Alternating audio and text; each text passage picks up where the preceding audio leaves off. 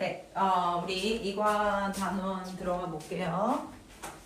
페이지가 우리 친구들 지금 한끗 평가 문제집 몇 페이지냐면 40페이지입니다. 40페이지예요. 이과 들어가 보도록 하겠습니다. 타이틀이 요약하기예요. 요약하기인데 요약하기라는 거는 우리 친구 다 알고 있죠? 그래서 중요한 내용을 간추려가지고 내용을 정리하는 거죠. 뭐 30분간이라든가 1시간이라든가 어떤 사람이 내용을 얘기를 했어요. 그러면 그 내용 얘기한 것을 우리가 간추려야 돼요. 5문장이나 뭐 7문장이나 아니면 3문장 정도로 정리를 해야 되는 거죠. 근데 내가 좋아하는 문장만 빼는 것이 아니라 전체를 다 요약할 수 있는 거. 그 전체 30분간이라든가 1시간이라든가 내용을 얘기한 것들을 모조리 다 취합할 수 있도록 중요한 부분들을 정리해서 모조리라는 모조리보다는 중요한 내용을 간추리는 거. 이게 맞는 것 같습니다.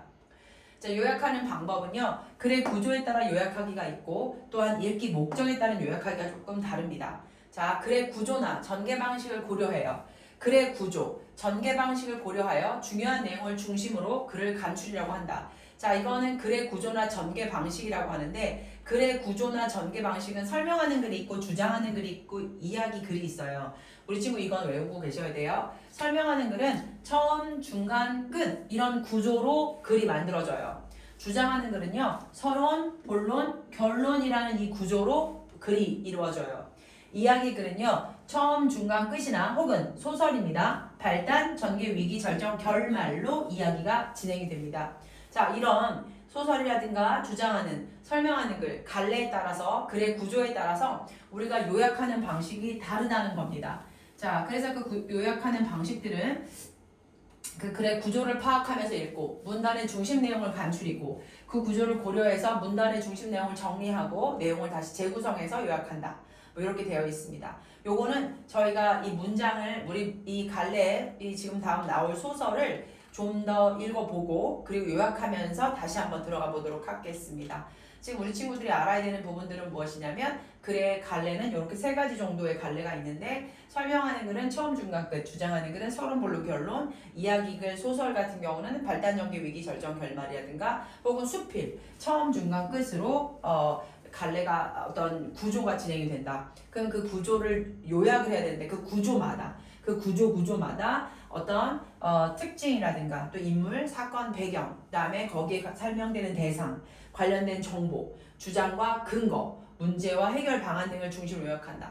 다시 설명하는 글 같은 경우는 처음, 중간, 끝의 구조를 파악하고 있는데 처음이나 중간, 끝의 구조의 특징들이 있어요. 그 특징에서 설명하는 대상이 있을 거고 그와 관련된 정보를 중심으로 요약을 하는 것이고 주장하는 글이라고 한다는 건 이것이 맞습니다. 이렇게 하셔야 합니다. 우리는 그렇게 합시다. 라고 주장하는 글이기 때문에 서론, 본론, 결론의 구조를 통해서 우리가 서론에서는 문제 제기를 할 것이고 본론은 뭐예요? 어떤 문제에 대한 부분들에 대해서 근거 이런 근거가 있다. 결론은 요약이거든요.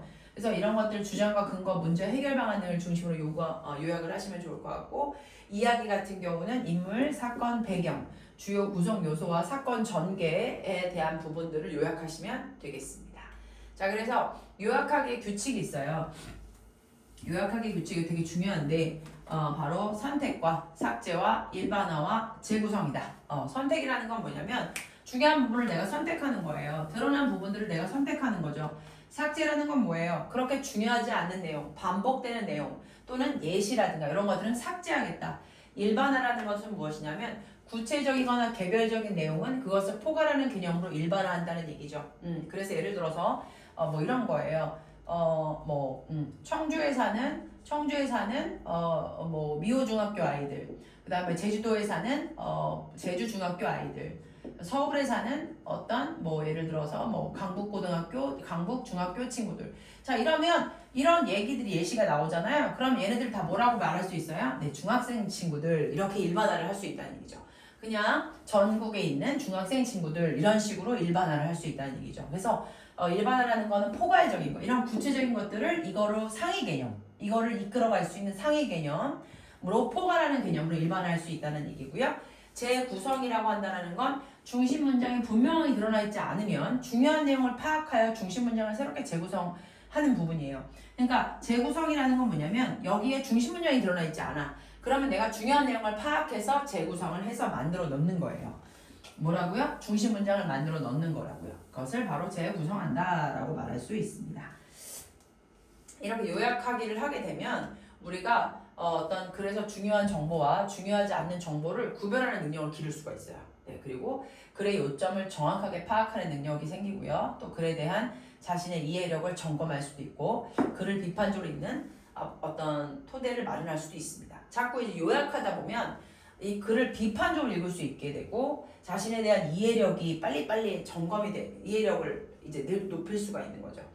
글의 요점도 정확하게 파악하는 능력이 생기고 그래서 중요한 정보와 중요하지 않은 정보를 구별할 수 있는 것까지 있다는 겁니다. 자, 우리 요약하며 읽기 한번 들어가 보겠습니다. 제목이 뭐냐면 스마트폰은 나에 대해 어떤 영향을 미칠까라는 내용입니다. 자, 이거는 잘 보세요. 갈래는 설명하는 글이에요. 우리 친구 요거 안 적혀져 있을 거예요. 요거 정도는 적어주세요. 제가 지금 동그라미 친 것들은 네, 적어주시면 됩니다. 설명하는 글이에요. 그럼 우리 친구들 아까 나와 있던 것처럼 설명문은요 어떻게 돼 있냐면 처음, 중간, 끝으로 돼 있어요. 네, 이렇게 되어 있습니다. 글의 구조가. 그리고 성격은 아무래도 설명하는 대상 자체를 뭔가를 설명해 주는 거기 때문에 객관적이어야 되고 예시적이어야 되고 해설적이다. 여기서 무슨 뜻이냐면 해설적이라는 건 설명을 잘해준다는 얘기고요. 예시적이라는 건 예를 들었다는 얘기고요. 객관적이라는 거, 객관적의 반대말이 뭔지 아시죠? 주관적이에요. 주관적이라는 건 개인의 생각이에요. 개인의 생각. 근데 이건 개인의 생각이 아니라 모든 사람들이 어떤 지표, 어떤 논문 혹은 어떤 사실적 근거 이런 걸 통해서 객관적으로 설명한다는 얘기죠. 그러면 이 글 자체가 굉장히 신뢰감이 간다 이런 거죠. 자, 스마트폰은 나의 뇌에 어떤 영향을 미칠까? 스마트폰은 휴대폰을 이야기해요. 휴대폰이 뇌에 영향을 미친대요. 자, 근데 어떤 영향을 미칠까? 특히 뇌라는 표현을 썼거든요. 그럼 우리 친구들 이것을 보면서 상상을 좀 할 수 있겠죠. 또 뭔가 미루어 짐작할 수 있겠죠. 아, 스마트폰이 안 좋은가? 뭐 이런 것까지 생각을 할 수 있다는 얘기죠. 그래서 여기는 과도한 스마트폰 사용이 청소년 뇌 발달에 미치는 부정적 영향에 대한 설명하는 글이에요. 그래서 이 제목만 읽어도 우리는 이것이 긍정적일지 이 저자가 이 제목을 가지고 이 제목에서 비추어 봤을 때 이 스마트폰을 사용하는 것에 대한 부분에 대해서 또 뇌발달, 스마트폰을 보는 청소년 시기 때 스마트폰을 보는 친구들에 대한 뇌발달에 긍정적인 영향인지 부정적인 영향인지를 느낄 수가 좀 있다는 얘기죠. 아무래도 좋지 않다는 거를 얘기하고 있는 거고 또 주제는 그럼으로 인하여 청소년기의 과도한 스마트폰 사용이 뇌 발달에 미치는 부정적인 영향이라는 거 이것도 적어주시면 좋을 것 같습니다. 스탑을 하시고 적어놓고 시작을 하시는 게 좋을 것 같습니다. 네, 제 얘기 들으시면서 막 내려가는데 계속 쓰지 마시고 이제 정리를 하시고 하세요. 이 글은 과도한 스마트폰 사용이 뇌에 미치는 영향을 설명한 글이고요. 제시된 요약 방법을 참고하여 문단별 중심 내용을 요약하며 글을 읽어보세요. 요약하면서 읽어보자고 얘기하고 있습니다. 첫 번째 스마트폰 학습 포인트, 처음 학습 포인트 뭐라고 되어 있냐면 스마트폰에는 다양한 기능이 있고요. 스마트폰 사용으로 인한 부작용이 있을 수 있고 스마트폰 과의존의 개념과 심각성 이렇게 되어 있습니다. 과의존, 과의존이 아니라 과의존이라는 뜻이죠. 과한, 너무나 모한, 넘긴, 오바한, 의존이죠. 의존. 스마트폰을 너무 의존한다는 얘기예요. 그것에 대한 개념과 심각한 거. 지금 소파 어떤 가정인 것 같습니다. 그쵸? 네. 뭐 아빠하고 엄마인지 아니면 오빠하고 그러니까 어떤 형이나 오빠나 아니면 누나나 언니가 되겠죠. 이렇게 해서 지금 청소년 친구들이 보입니다. 자, 그럼 1번 진행을 해보도록 하겠습니다. 이건 설명하는 글이에요, 우리 친구들. 설명문이면 선생님 아까 뭐라 그랬어요? 처음이에요. 그리고 중간이에요. 그리고 끝이에요. 그럼 우리 친구들 설명문은 뭔가를 설명하는 거예요. 그쵸? 그렇기 때문에 처음 자체에 뭐가 나오냐면 어떤 설명하려는 대상이 나올 거예요. 대상이 나오면서 이 대상 자체를 가지고 문제를 제기할 겁니다. 문제가 있다. 문제에 대한 부분들을 처음에서 얘기를 해줍니다. 자, 그럼 여기도 그런 게 있는지 한번 보고 들어가도록 하겠습니다. 자, 오늘날 우리는 잠자는 시간을 제외한 대부분 시간에 스마트폰을 곁에 두고 지낸다 라고 하면서 오늘날 상황에 대해 설명을 하고 있어요. 오늘날 우리가 대부분 시간을 누구랑 살고 있다? 스마트폰을 곁에 두고 살고 있다라고 지금 상황을 설명하고 있습니다. 자, 스마트폰 자체가 지금 이 글의 소재입니다. 또한 과학기술이 발달하면서 우리는 스마트폰으로 누군가와 통화를 할 수 있어요. 메시지를 주고받을 수 있어요. 그것뿐만 아니라 영상 촬영, 음악 감상, 영화나 드라마, 시청, 게임 등 다양한 기능을 활용하고 있죠. 또한 자, 다시 얘기할게요. 첫 번째, 우리는 스마트폰을 늘 뭐 한다? 곁에 두고 있다. 그쵸? 그리고 또한 과학기술이 발달하면서 우리는 스마트폰을 뭐예요? 다양한 기능을 활용하고 있다. 이렇게 얘기하고 있습니다. 다시 한번 할게요. 스마트폰을 대부분 시간에 곁에 두고 있고 그리고 스마트폰의 다양한 기능을 활용하고 있어요. 뭐를 하는 거에 따라 과학기술이 발달하면서 그쵸? 과학기술이 발달하면서 우리는 다양한 기능을 활용하고 있고 스마트폰을 곁에 두고 있는 건 지금 우리의 상황을 한번 설명해 주고 있는 거예요. 최근에는 스마트폰을 인터넷상에서 다른 사람과 소통하는 창구로 사용하게 돼 있대요. 스마트폰을 다른 사람과 소통하는 창구. 그러니까 메시지를 보내는 거 뭐 이런 것뿐만 아니라 사람들과 뭐예요? 메신저 얘기하고 있는 거죠. 또한 쇼핑 및 결제의 수단. 스마트폰에 지금 기능들이 계속 나오고 있네요. 쇼핑 및 결제의 수단. 그렇죠? 쇼핑 및 결제의 수단. 그다음에 소통하는 창구, 다양한 기능. 그렇죠? 근데 다양한 기능이 뭐예요? 통화, 메시지, 사진, 음악 감상, 영화나 드라마, 게임 이런 거. 그다음에 사람과 소통하는 거. 쇼핑 및 결제의 수단. 또한 오락 및 놀이의 도구, 인터넷 강의 시청, 그 다음에 강의 내용 필기 도구까지. 자, 지금 제가 이거 빨간 게 지금 다 가고 있는데 시청, 쇼핑 및 그쵸? 지금 제가 이 빨간 펜으로 체크하는 것들은 지금 우리의 상황을 내가 여기서 지금 정리를 해주고 있는 거예요. 그쵸? 까지 스마트폰을 사용하기도 한다. 여기까지예요. 그러면 여기서부터 지금 여기까지는 지금 우리가 다양하게 스마트폰을 사용하고 있는 예를 들었어요. 맞아요? 스마트폰의 기능입니다. 스마트폰의 기능을 설명했어요. 스마트폰의 기능, 다양한 기능을 설명했어요. 이처럼 다양한 얘네들이에요 다. 이처럼 다양한 활용 사례들이 알 수 있듯이 이제 스마트폰 없이 일상생활은 상상조차 하기 어려워졌다라고 하면서 1번에 처음에 1번에서는 뭐라고 설명하고 있냐면 우리가 일상생활에서 활용하고 있는 스마트폰의 다양한 기능을 얘기하고 있고 우리가 지금 스마트폰과 굉장히 가깝게 살아가고 있다라는 것을 예시를 통해서 알려줬으며 그리고 스마트폰의 기능이 굉장히 다양하다라는 것을 알 수가 있습니다. 이해되시죠? 그러니까 처음에 부분에 있어서 스마트폰이라는 설명 대상이 나왔어요. 그렇죠? 근데 걔네들과 우리가 뭐 하고 있다? 굉장히 밀접하게 다양하게 사용하고 있다라고 지금 설명을 하고 있습니다. 2번으로 넘어가 볼게요. 자, 하지만이라고 돼 있어요. 자, 이게 중요한 거예요. 지금 2번으로 들어가면서 하지만이라고 나온 단어 자체가 굉장히 중요한 것은 무엇이냐면 앞에 있는 내용에 대한 부분들의 반박이다. 앞에 있는 내용에 대한 부분에 있어서의 반대적인 내용을 얘기할 거라는 뭐가 들어오는 거예요. 지금 느낌이 들어오는 거죠. 하지만 여기서는 뭐예요? 스마트폰의 활용이에요. 스마트폰을 굉장히 다양하게 우리가 뭐하고 있다? 사용하고 있는 사례를 얘기해 줬단 말이에요. 근데 그러면서 이게 뭐라고 하냐면 우리가 일상생활이 하기 어렵다는 거죠. 뭐 없이는. 스마트폰 없이는 일상생활을 할 수가 없다고 얘기를 하고 있어요. 하지만이라고 나와 있어요. 그런데 그게 아니라는 얘기죠. 이처럼 일상생활에서 스마트폰 할 수 있는 일이 많아지면서 뭐가 부작용이 발생하고 있다라고 하면서 이 부작용이라고 하는 것은 스마트폰의 부작용을 이야기하고 있는 거잖아요. 네, 문제가 제기되는 거죠. 네, 문제가 제기되는 거예요. 자, 스마트폰을 없이는 살 수가 없는데 이것을 어쩔 수 없이 사용하다 보니까 부작용이 발생하고 있다. 그 부작용에 대한 사례가 또 나오고 있습니다. 그쵸? 사람들은 스마트폰을 하면서 걷느라 주변을 미처 살피지 못해 사고가 나기도 하고 또한 사람들은 스마트폰을 바르지 못한 자세로 장시간 해가지고 그죠? 이거 무슨 맥이라고 하잖아. 척추, 손목 등의 신체 부 여러 가지 질병을 얻기도 한다. 이거 뭐예요? 스마트폰 잘못 사용해서 질병 생겨 사고나 또한 뭐예요? 심각한 문제를 꼽히는 것은 바로 스마트폰 사용을 스스로 조절하지 못하는 과의존이라는 거죠. 똑같이 뭐는 과의존. 지금 제가 과로 친 것들이 다 바로 뭐예요? 문제들에 대한 제기를 하고 있는 거죠. 2번에 대한 거는 문제 제기예요. 자, 스마트폰 과의존이란 하고 지금 개념 설명하고 있습니다. 그쵸? 스마트폰 사용 조절 능력이 떨어지는 거예요. 그래서 건강이나 일상생활에 뭐가 생겼어요? 문제가 발생하고 그런데도 불구하고 스마트폰 사용을 줄이지 못하는 상태를 말하는 것을 우리가 과의존이라고 하는 거죠. 우리 친구들.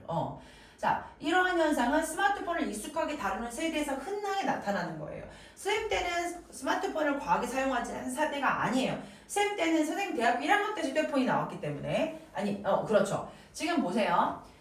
첫 번째 지금 처음이라는 부분에 있어서 1번과 2번에 해당되는 거 1번은 휴대폰의 다양한 즉 스마트폰에 자 이거 정리하시는 거예요. 이렇게 제가 스마트폰의 다양한 뭐예요? 다양한 스마트폰 사용 스마트폰의 다양한 사용이에요. 스마트폰의 다양한 사용이죠. 그래서 이 저자가 뭐라고 했냐면 스마트폰 없이는 거의 사용을 살 수가 없다.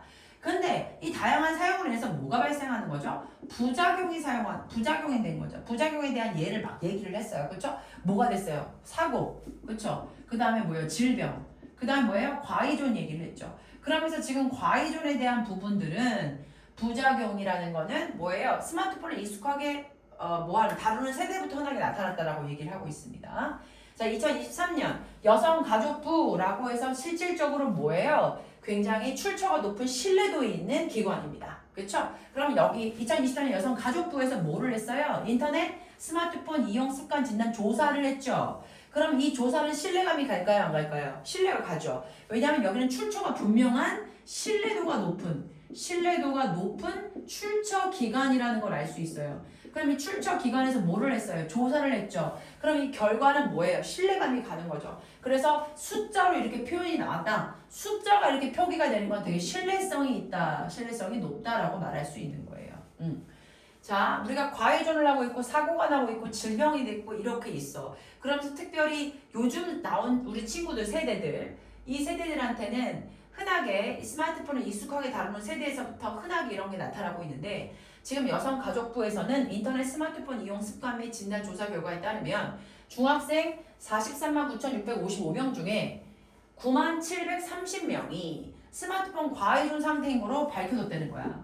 지금 중요한 건 부작용 중에서 뭘 떠올랐어? 과의존이라는 단어를 사용하면서 과의존 상태로 밝혀졌는데 이것은 뭐냐면 자기가 이걸 조절할 수 있는 능력이 없다는 게 더 중요한 것 같아. 문제인 것 같아. 청소년기 스마트폰을 과도하게 사용하면 뇌 발달에 많은 영향을 미친다는 점에서 청소년의 이러한 스마트폰 과의존 현상은 사회 문제까지 대두되고 있는 거지. 이거를 지금 이 저자가 과의존이라는 부분들을 굉장히 문제화시킨 이유는 뭐냐면 뇌 발달에 많은 영향을 미친다는 점에서 이거는 사회 문제까지 대두될 수밖에 없다는 내용이야. 휴대폰을 과의존하게 되면 뇌 발달에 영향을 미쳐. 그러면 청소년 친구들은 우리나라를 이끌어갈 다음 세대야.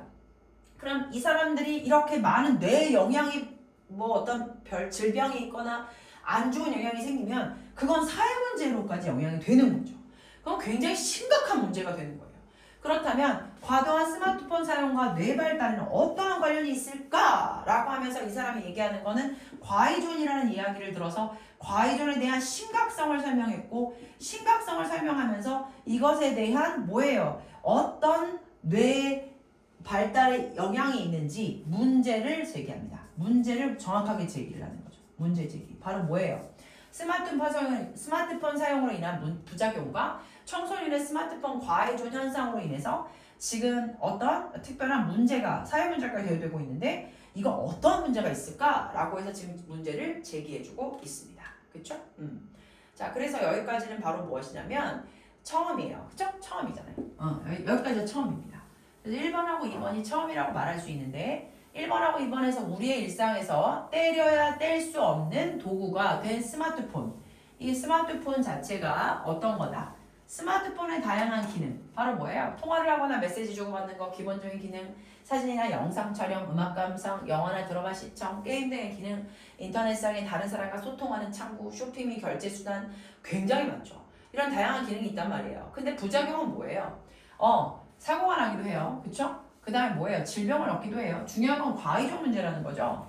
이 과의존이 뭔지 개념을 얘기를 했고 그거에 대한 심각성, 뇌 발달에 영향을 미친다라는 겁니다. 이렇게 지금 처음에서 얘기를 했어요. 그 다음에 나서 이제 중간으로 들어가겠습니다. 그러면 중간에 대한 부분들, 문제 제기한 것에 대한 부분들을 뭐 할 거예요? 예, 설명을 하겠죠. 그쵸? 들어가 보도록 하겠습니다. 먼저 스마트폰 중간 부정적 영향에 대해서 설명을 할 것 같습니다. 한번 들어가 보겠습니다. 먼저 스마트폰을 과도하게 사용하면 뇌가 고르게 발달하지 못하고 과도하게 한쪽으로 치우친 상태로 발달하게 된다.